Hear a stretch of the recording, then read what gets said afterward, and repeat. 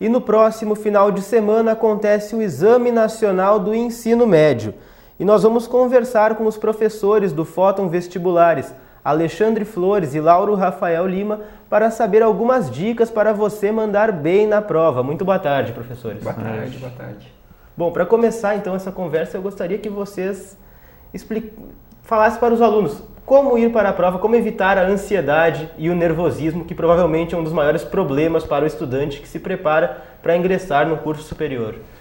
É difícil, né? É complicado, né, falar disso, né? Toda vez que a gente é colocado diante de uma avaliação, né, o aluno normalmente, seja um teste para tirar uma carteira de motorista, seja para fazer uma avaliação que vai definir, né, a escolha da sua profissão, né, o curso que você vai fazer, sempre a gente acaba ficando ansioso, né, é uma coisa normal, né? Mas vai de cada aluno, né? Eu penso muito assim na questão da preparação. A preparação do aluno é uma coisa que acaba trazendo para ele uma tranquilidade, né? Todo o estudo dele, a dedicação durante o ano inteiro. O apoio familiar também é muito importante, né? São algumas coisas que ajudam a tranquilizar o aluno, né? Acho que é uma das coisas que deve auxiliar nesse momento de ansiedade, né?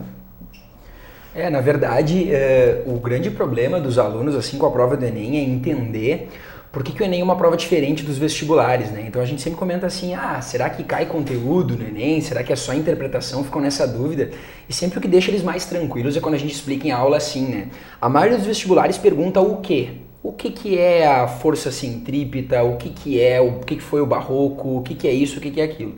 E o Enem, ao contrário dessas provas, ele avisa no enunciado o que é e ele pergunta por que aquilo está acontecendo em um determinado contexto. Então não é uma prova nem mais difícil, nem mais fácil que os vestibulares, mas ela é uma prova diferente. Então aquele aluno que está acostumado a estudar só o que é cada conteúdo, acaba se atrapalhando um pouco. Então o ideal é ele conseguir ter essa contextualização, que é o trabalho que a gente faz, né? Para o aluno conseguir contextualizar isso. Com certeza, então a interpretação é um ponto bastante importante para a realização da prova do Enem. Perfeito, a interpretação é a chave, por quê? O que o Enem faz? Ele coloca os conteúdos que a gente estuda no ensino médio e que tanto o aluno pergunta para que eu vou usar isso um dia, né? E ele contextualiza em situações reais. Então o próprio MEC divulga que o Enem não tem questões, ele tem situações problema e que o aluno tem que resolver esse problema. Então ele coloca lá a genética da biologia, né? Eu falo sobre as outras disciplinas porque eu tenho um trabalho também de interpretar questões dessas disciplinas, que é o que os alunos sentem dificuldade. Então ele não pega e pergunta sobre genética, ele coloca uma situação de uma família que passou por uma situação e o aluno tem que resolver aquele problema. Ou alguém que tem frascos com diferentes tipos de sangue, numa situação de doação de sangue, e que não sabe qual sangue tem em cada frasco e tem que descobrir qual é. Quer dizer, são situações reais que alguns profissionais vão passar por isso um dia, né? E é essa interpretação que é a chave na prova, misturada com os conteúdos. E essa é a principal diferença, então, do Enem para uma prova, digamos, a prova do FSM, do vestibular, seria essa a principal diferença? Exatamente. As provas vestibulares tradicionais são provas que a gente chama de provas conteudísticas, né, que exigem o conhecimento do conteúdo em si. Uma diferença que a gente tem, por exemplo, com relação à literatura, que é a minha área, né, e que dentro da prova do Enem ela se insere dentro da parte de código, linguagem e suas tecnologias, é que, basicamente, o aluno vai ter que conhecer realmente um movimento literário, saber características, identificar autores, as principais obras, saber elementos fundamentais que insere esse autor em determinada corrente literária. Já na prova do Enem, existe uma que a gente chama de habilidades e competências, né, em que o aluno vai ter que identificar de que maneira o autor, o escritor, usa a linguagem dele dentro desse momento, dentro de uma poesia, dentro de um texto literário. Uma coisa muito interessante que a gente percebe, e eu acho uma das coisas positivas da prova do Enem, é que existe uma relação assim, muito grande entre conhecimentos, né? Por exemplo, o aluno que tem que estudar literatura, ele não precisa saber somente, ele não pode saber somente a literatura.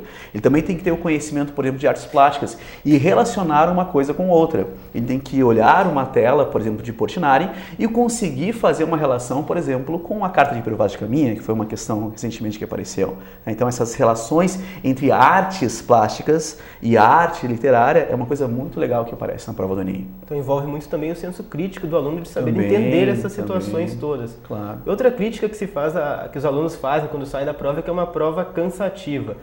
Como driblar então essa barreira de não cansar na prova? Por onde vocês aconselham a começar a prova? Pelas mais fáceis ou seguir a ordem tradicional? Como realizar essa prova? Na verdade, assim, né, eu prevejo, isso tem que acontecer em breve, o Enem diminuir o número de questões mantendo o mesmo tempo.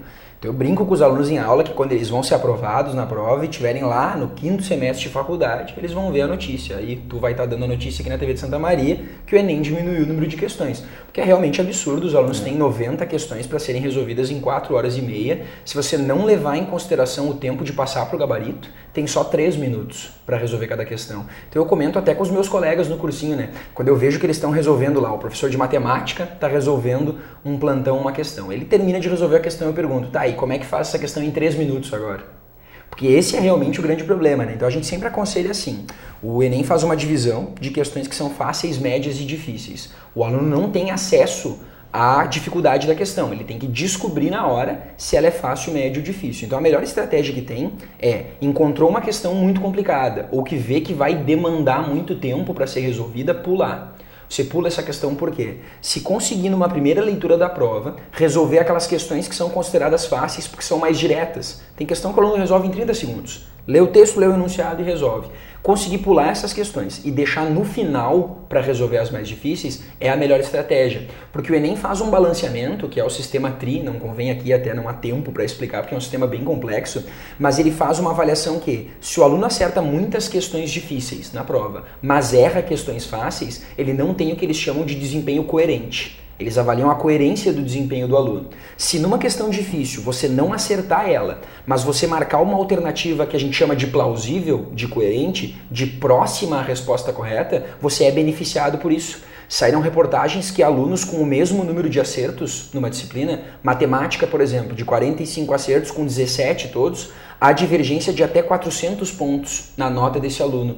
Então, um aluno com 17 acertos e outro também com 17 acertos não tem a mesma pontuação. Porque além das questões que ele acertou, se são fáceis, médias ou difíceis, tem qual alternativa ele marcou nas que ele errou. Ele é valorizado por marcar uma alternativa não considerada absurda, digamos assim. Então a melhor estratégia que o aluno tem é, principalmente, cuidar o tempo.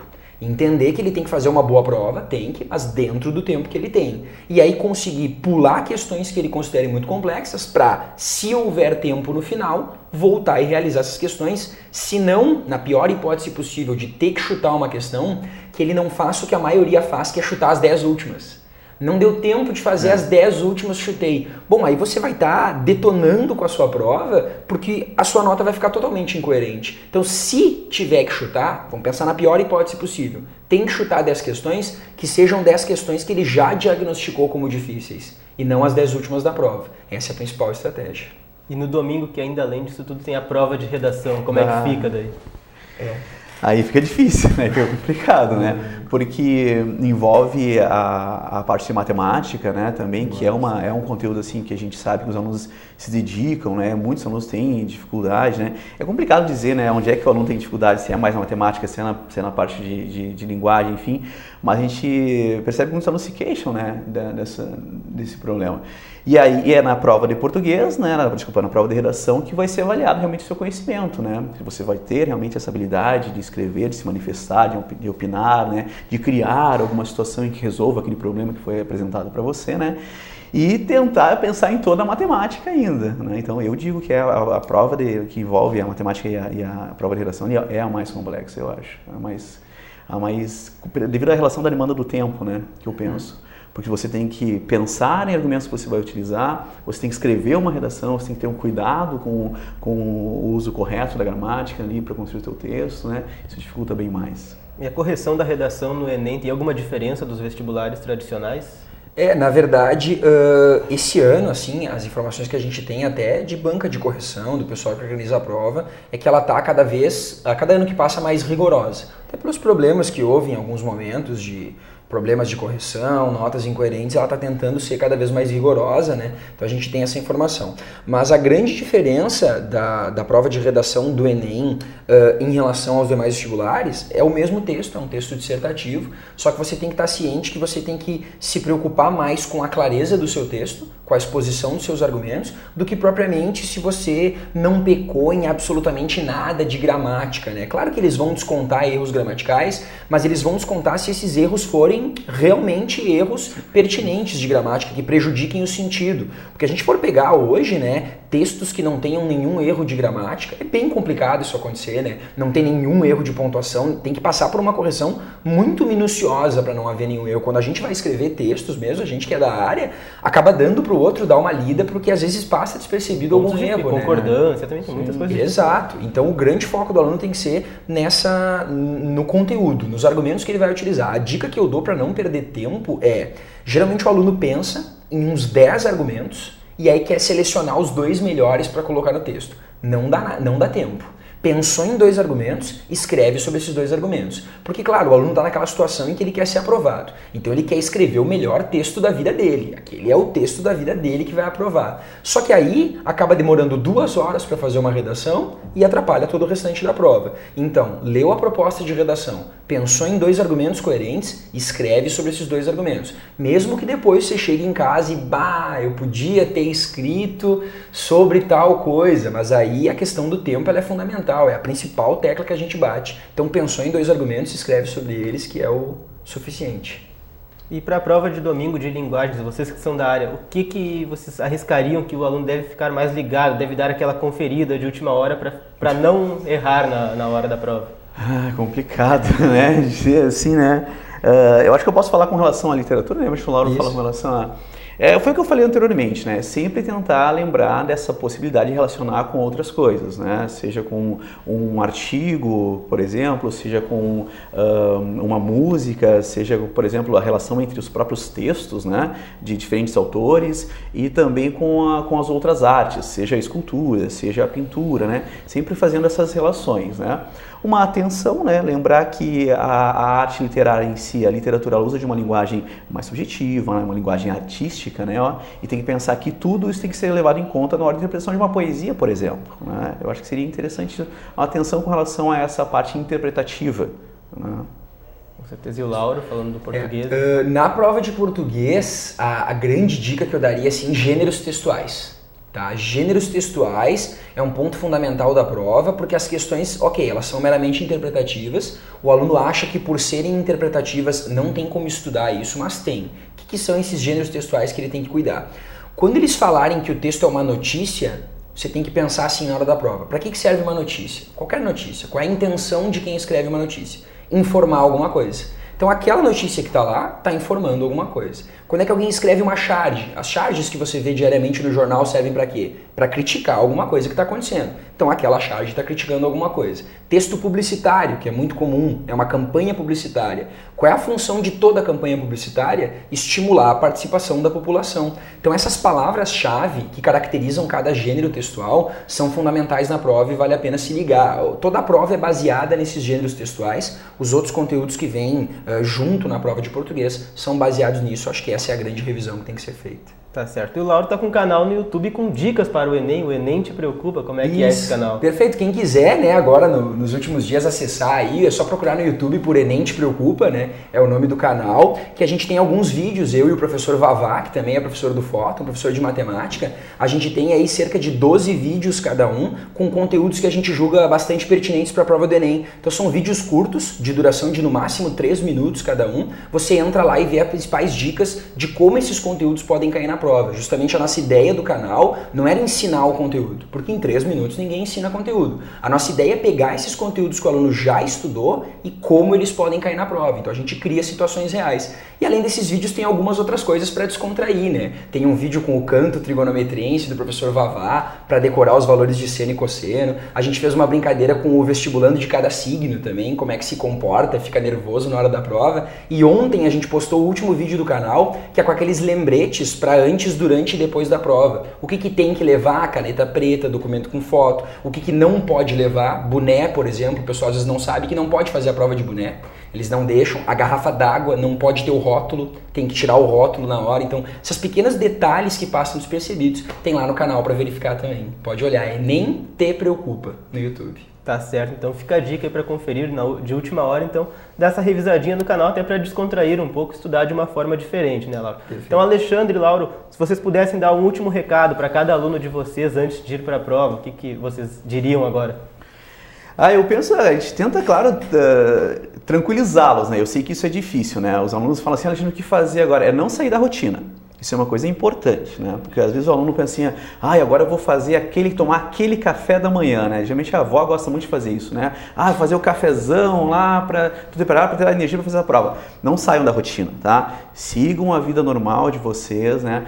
Relaxem, durmam bastante, né? Eu acho que o sono, ele é revigorante, ele é algo que vai te trazer uma certa tranquilidade, né? Se você conseguir, assim, resguardar algumas energias para, na hora da prova, realmente usar essas energias, né? Mas eu acho que o mais importante é isso, é não sair da rotina, ter uma vida tranquila, né? Relaxar nesse dia aí e fazer a prova com bastante tranquilidade. Tá certo, muito obrigado, Alexandre. E tu, Laura, o que diria para os teus alunos? A minha dica, assim, é descansem. Essa é a principal dica, descansem, porque vocês fizeram um ano inteiro de preparação a essa altura do campeonato. Ficar virando madrugada, estudando 24 horas por dia agora não vai funcionar. E eu sempre comparo, né?